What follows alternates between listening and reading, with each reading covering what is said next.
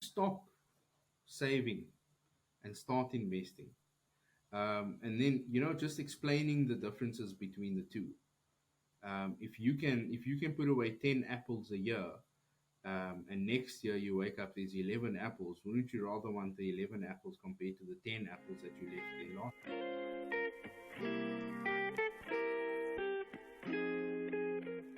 Great. Well, welcome, Mikhail. It's great to have you on board the show, so to speak. Um, as you know, today I'm hoping we can discuss why it's so important to set up an investment portfolio. What is an investment portfolio, and how you think people can go about doing so. But I suppose before we dive into the deep end, maybe if you'd like to just take a few moments to introduce yourself and tell people a little bit about yourself, and why do you think I specifically chose you to join me on this call today? Thank you, Thomas. Firstly, I'd like to thank you for allowing me on your platform, and allowing me to share my opinion. My name is obviously Mikhail Muller, as you can see. I've been in the financial services industry for close on a decade, and I've been giving clients experience advice on building investment platforms for, like I was saying, close on a decade. And Thomas and I actually we met playing golf in a golf day, and I had the privilege of I'm not sure if Thomas would agree, but I had the privilege of spending 4 or 5 hours with Thomas on the golf course for the first time, and I shared my experiences as we do when getting to know each other, and starting a little bit of a conversation, and yeah, that's when a couple of days later you asked me if I would like to do the podcast with you. Indeed, that is the case. I learned many things on the golf course that day, most specifically how to hit a golf ball, and I think that's all really thanks to you. So I'll always be grateful for that. So listen, Mikhail, let's start off. Um, and I think maybe we can start off with the basic question: why do you think it is important, to set up an investment portfolio? So investing, and the reason why it's so important is there's a lot of things that we as consumers do not take into consideration, like planning for rainy days, like your emergency funds, planning towards retirement from an earlier age than rather than waiting till later. Especially if we take into consideration the costs for education. Um, and I mean, if we start planning towards education, just like going on a holiday, if you plan it well in advance, 2 3 years in advance for going on a holiday, it's a lot easier to cover that expense when the time comes, and that goes the same for education as well. And to the real sort of like, truth be told, it took me a long time to get to understand more about investing. And so, when I think of a portfolio, probably I would have thought about an art portfolio. So, how would you, describe an investment portfolio to somebody who's really new to investing? Maybe the word stocks or equities are things that they're not familiar with. So, how would you describe it in sort of language that everybody could understand? I think in that instance we'd have to differentiate the differences between saving and actual investing. And in my view, it's two completely different things. You go to Checkers, you buy one chocolate for 10 rand, buy two, you swipe your Checkers card, you get it for 15 rand. That's a saving. Like Warren Buffett said, a penny saved is always a penny saved. When we talk about investment, we talk about growing and preserving wealth. So if we put the 5 rand into an investment portfolio, for example, let's say you have a budget and whatever the case may be, and you have a specific goal. I think let's go down to the goal. So if we put together, you as the client, you have a goal that you would like to cover the expenses of your child's education in 10, 15 years time, for example. We can more or less predict what that expense is, taking into consideration education, inflation, all of those things. So you have the goal. Let's say it's 100,000 rand. It's going to cost you for your child to go to university. We can then break that down with contributing towards an investment platform um, that will allow the consumer to break that goal down into bite-sized pieces and allow them to start contributing on a monthly basis or an annual basis towards a vehicle that grows their portfolio and grows their money, opposed to just keeping it under a mattress. No, I think it's so important, and I think there are two things that I want to sort of tease apart. On the one hand, we've spoken about goals, and the other hand, we've spoken about what to do with your money, right? As you say, you investing it into an investment account. But on the goal side, I my personal experience, having recently started a family, is my goals have changed, right? Yes. So 10 years ago, my goals probably, as you say, were like an emergency fund, putting something aside for retirement.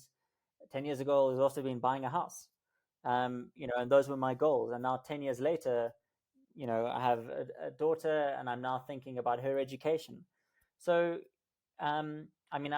would you agree with me that goals change over time, and that it's not so much that you replace, but sometimes the goals evolve?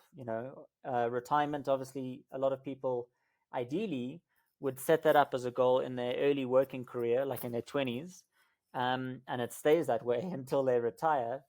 But maybe the other goals that they have within their portfolio, sometimes they would evolve into a different goal. Sometimes they would be swapped out for another goal. How do you think, or would advise somebody to think about how the goals that they have in life, should be expected to evolve? So yes, I would 100% agree with you that your goals do change over a couple of years spread. It goes back to like you were saying, you have children, you buy the property, you buy all of those type of things. In terms of a goal, I think we need to cover the inevitable things that are going to happen first. At the end of the day, when you turn 65, you know for a fact that you would like to retire. Some companies force you into retirement, and then that way, we can always keep the goal aligned with what the need is. But to answer your question, yes, your goals do change, but I think, again, like I was saying, you need to cover the inevitables first, and work your goals according, and meeting with somebody that is able to give you the advice on an annual basis or every 6 months, whatever the case may be. Just to ensure that the goals are still aligned and that we're not just changing the goalposts every time. Completely agree. In one way that I think about it, it's sort of, what goals are necessities, like Yes. must-haves, and what goals are like nice to haves. So like going overseas or going on a holiday is a nice to have, whereas having an emergency fund, arguably, having a retirement fund are must-haves. So I completely agree with you. That actually focusing first on what is a necessity and what are really important goals is like, the foundation. And then on top of that, you can start investing for other things, which, things you want to enjoy in life. Maybe we could just segue from the goals, because I think there's another dimension in the goals that is important, which you've touched on, and I think it's worth clarifying. It's sort of the time horizon of the goal. So in my mind, that sort of, going on holiday could be now at the end of the year, would be like, what, 3-4 months away, right? So the time horizon of that goal would be very short. And whereas retirement can be 20 years, 30 years away, depending obviously how old you are when you start thinking and start investing for retirement. So what do you think that difference in time horizon, what impact should that have on the way people think about how they should be investing for those goals? So if we take into consideration, you have obviously three types of investment time frames, where you have your short term, your medium term, and your long term. Your short term investments, in my opinion, should be things that are fairly accessible. That allows you as the consumer, like for example, if it's an emergency fund, you're saving over 6 months to a 1 year period, that now allows you access to the funds within 24 hours, or whatever the case may be, um, to service the emergency that comes about, and planning towards retirement. It goes back to what we were saying earlier. Those type of provisions need to be made early on in your working career, and spreading that long term base also then allows you to enjoy the benefits of being in the market. And it goes without saying, short term should cover the short term and immediate expenses, where long term you should be investing in things like your retirement. If I mean, a lot of people will consider a 5-year period a long period, of which it's not. It really isn't. Yeah, agreed. It really isn't. And I think it's important because a lot of people, that when they just think about saving, they just think about um, not losing their money, Yeah, right? So as you rightly say, it's sort of like, they don't want capital to be lost at all. Whereas obviously, if you're thinking for the long term, you should be thinking about capital growth, correct. and seeing that investment actually have a return. But in that, intrinsically, is this idea of sort of, risk return, right? So, are you willing to take on board some investment risk for possibly experiencing or seeing a greater kind of capital growth or investment return? So, are there any sort of like, rough rules of thumbs you tend to think about when it comes to timeline or time horizon and investment risk? So Or what are the other factors maybe that you think people should think about when they think about investment risk for yeah, themselves? so they should always think about what the goal is. If retirement is the goal, that you're going to be investing in this fund. If you're a 30-year-old, you're going to be invested in this fund for 35 years, right?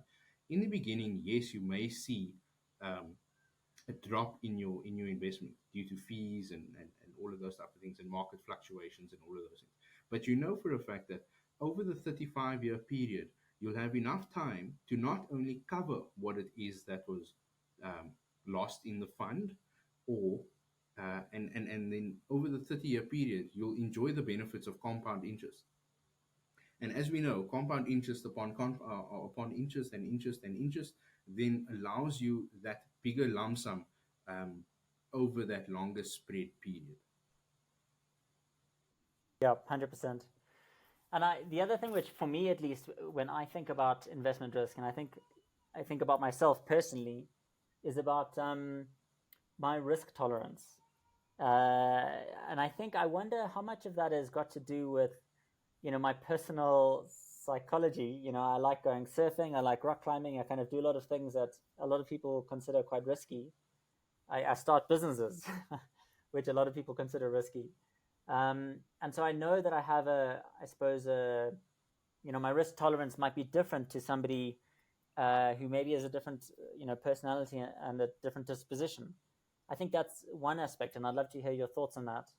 But then the other thing which I've realized I take now into account is my age, and maybe it's got to do with, retirement coming up, but also possibly with more risks that might come up. Previously it was just my own risk, and my health, was good, and I was young, and so unlikely to have a major health event. But now there's my child, and I need to think about it in case there's an emergency for her, or there's also my health, and I'm definitely not getting younger, and I have to think about, as I age, should my risk tolerance change, with time.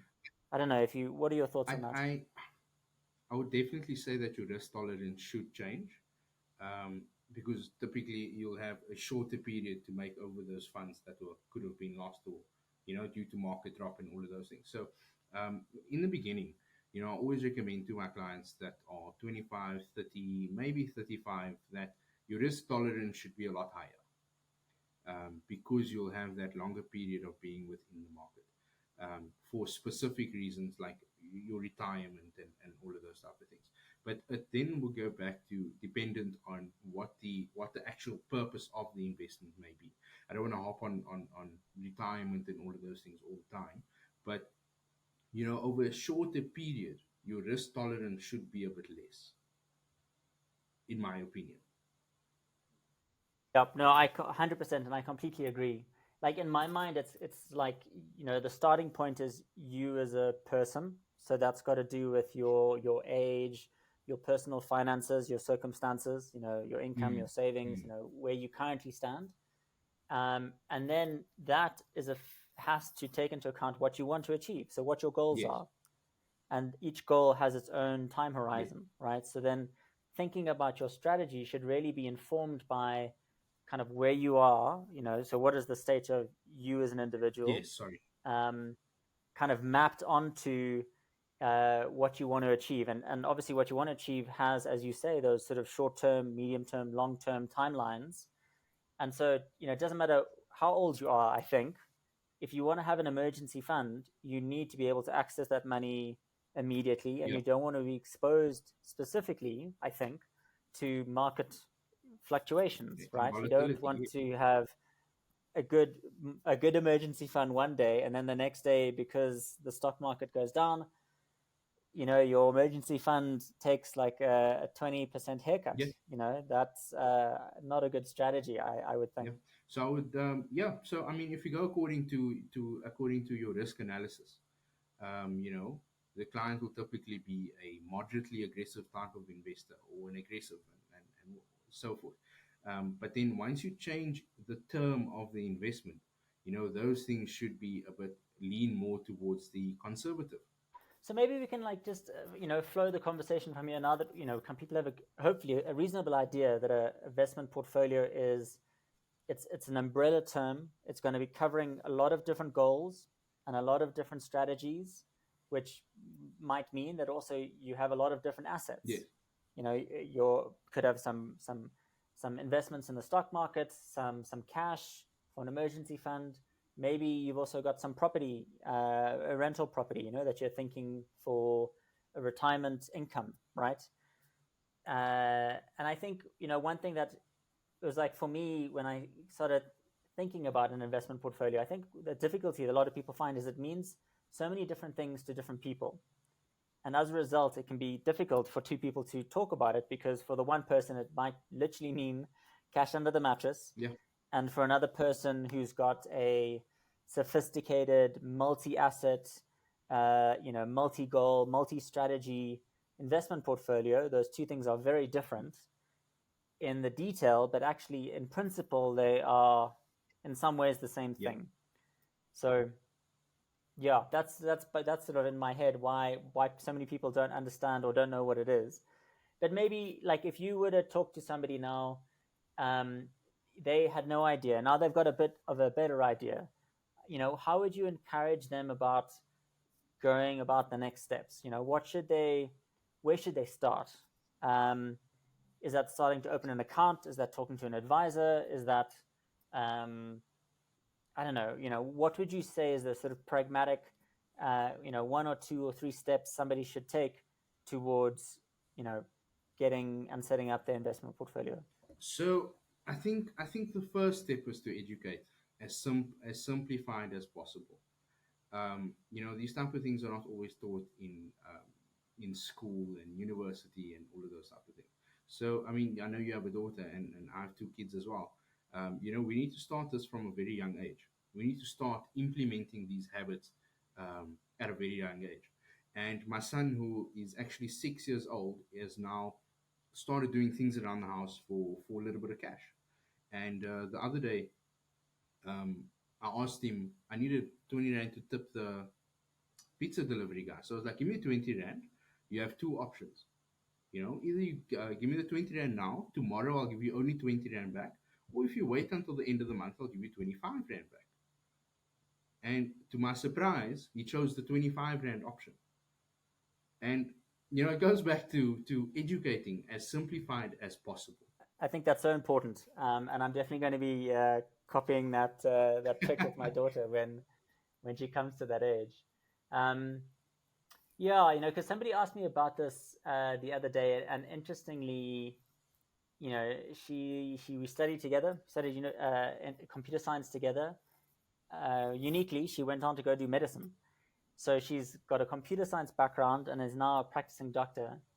But as you know, in school, you're not necessarily taught financial matters, and definitely through her university career, she was never taught anything about finances. And so she's now in a state where she's trying to make sense and put her life in order. As she's got young kids and definitely for the first time is really sort of orientated on the future. And so my advice to her was like, the first thing is, I suppose, do a stock take, Mm. right? Do a stock take of where you stand. So know that, she was sold a retirement annuity. Okay, that's great. How is that invested? Like actually find out the details. What are the underlying investments? Do you have any other investments? Do you have a savings account? Do you have maybe a trading account, a stockbroker, trading account? So it was almost like asking her to do a little bit of get out a laundry list of where she currently stands. Her and her husband, what are the household income expenses? Where do they stand as a family? And then the next step is, as we've discussed, sort of thinking about your laundry list of goals, Mm. Can I just and then saying, okay, I just want to sure, interrupt you there for a second. I always believe that it's always better for a third party to come and have a look at those things. Like you were saying, somebody with a computer background, background in science, doesn't typically understand the underlying assets that go into your retirement, into your planning. So I think the first step to do in that instance is speak to somebody that is accredited with the FSCA. Speak to a financial advisor and let them do a stock take, like you were saying now. Let's have a look and see what it exactly is that you have. Then do a analysis on what it is you need, and then focus on the implementation from there and the benefits from there.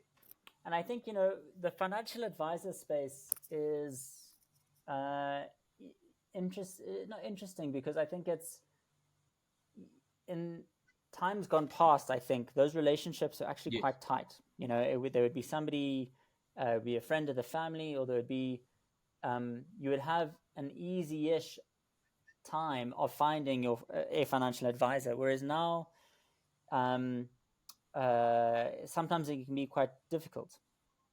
So I think it's interesting to know. And how would you recommend somebody who hasn't got a financial advisor? How would you find a financial advisor? I suppose would you go to Google and just put it in, financial advisor near So me? I wouldn't necessarily go into Google. It's us as a financial advisor. You need to build your relationship. And the best way, I believe, to get a referral is from close family and friends. If your closest mate might have a financial advisor that has helped him for a 5-year period, you can always ask, hey, look, would you mind if I spoke to your financial advisor as well? Going on Google, yes, it's easy to find. It's extremely easy. You can go on Google, but you don't always know what sort of advice it is that you're going to be getting. And in that instance, I mean, I feel that a referral system works a lot easier in terms of the safety, and you know that they already have that relationship with somebody that you have a relationship Yeah, I mean, as you know, Frank, we're a with. Mm. robo advisor. So, where we are trying to do is leverage technology to, reach more people. Um, but it's using a tool, right? It's using Yeah. your mobile phone to do that stock take and create those goals. Um, but yeah, it is important to know that whether you want a sort of a high touch relationship and solution and somebody who can really help you and hold your hand, or whether you want a low touch kind of technology first solution, you can really find what you want in the market. Maybe one question we can take from there is like, when it comes to the execution, as you spoke of it a moment ago, um, again, like what are the options that people have available to them?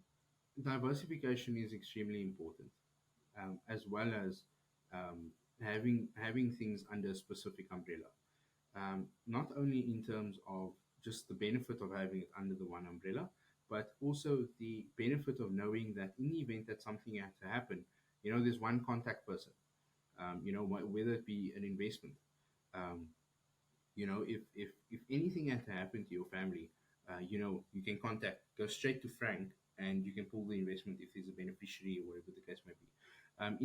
In terms of actual execution, I think it's a fairly simple process, and a lot of companies make it a extremely stringent process. So I think that if we can simplify that process, just like how Frank has done it, You download an app and you can start investing from tomorrow. Yeah, no, I mean, what our ambition is to, thanks for that, is to make it simple. But I also think it's so important for people to have their investments Mm, orderly in a way. I mean, the worst thing, as you know, is like having a messy room or a messy cupboard where you don't know where you can't exactly. find anything. And I think particularly when it comes to money matters, sometimes that can be quite Yes. dangerous, right? Because you don't know, is something working for you? Is it performing as you wanted it to perform? And as you say, in the worst case scenario, if something were to happen to you, how are you expecting a family member or somebody to come in and be able to allocate or find all of your investments, right? If it's a little bit chaotic. So I completely agree with that sort of idea of trying to keep it ideally in one place, at the very least, minimizing as much as possible, um, and just keeping it, I suppose, orderly, right? So, yeah, my personal philosophy has always been sort of like, simplicity actually is Yes. underrated. Keep it simple, keep it fundamental and basic. That doesn't mean you're investing in things that aren't good quality. You're just sort of, your outlook on that world is, let's call it the meat and potatoes, the meat and potatoes of diet, and vitamins. Yeah. I suppose maybe an open question to you, is there anything that you would think to add, to somebody who is saving but not investing at the moment? They're not spending money, they're putting money aside, but at the moment they're not doing anything actively with that money. Like, what would be the one thing you'd say to them to kind of help them get I going? think stop saving and start investing. And then, just explaining the differences between the two. If you can put away 10 apples a year, and next year you wake up there's 11 apples, wouldn't you rather want the 11 apples compared to the 10 apples that you left there last year? And that's explaining the benefit of compound interest. Totally, man. And I love that line. Stop saving and Yeah. start investing, because I think so many people think that saving is It's not. enough, right? And it's not. Unfortunately, as the effect of inflation, which is quite high at the moment, means that if you were just saving and leaving your money in your bank account or under your mattress or wherever you felt it most safe, over time you're actually losing the value Exactly. of your money, right? What you can buy at the end of the year is less than what you could buy at the beginning of the year, purely because of you not making a decision to invest, right? To do something with Exactly. that money. And just to explain that a lot easier to your clients, you use, I don't know, I've seen this thing. You use the Big Mac index.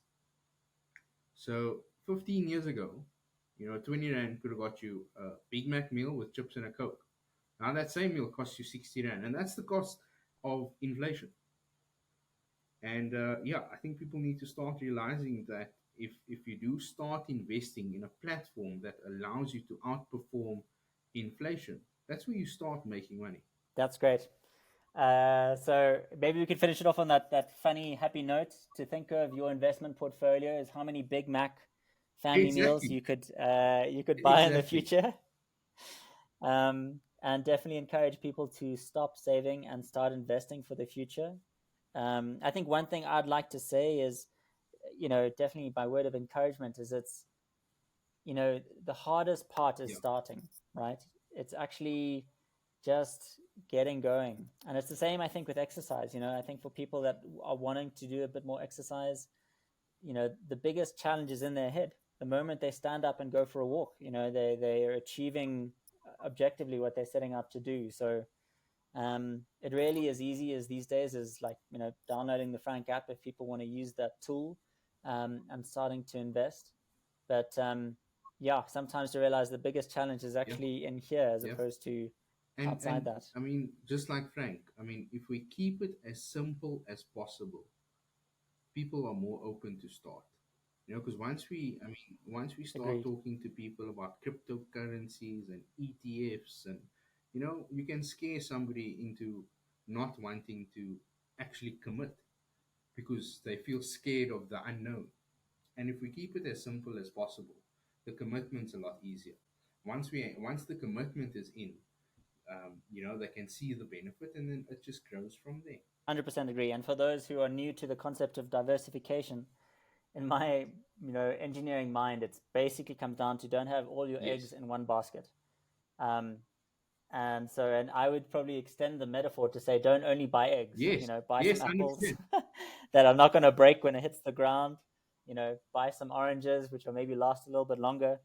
So it's actually really about having a combination of things in your basket, and maybe carrying them in two different baskets. You can Exactly. enjoy the metaphor.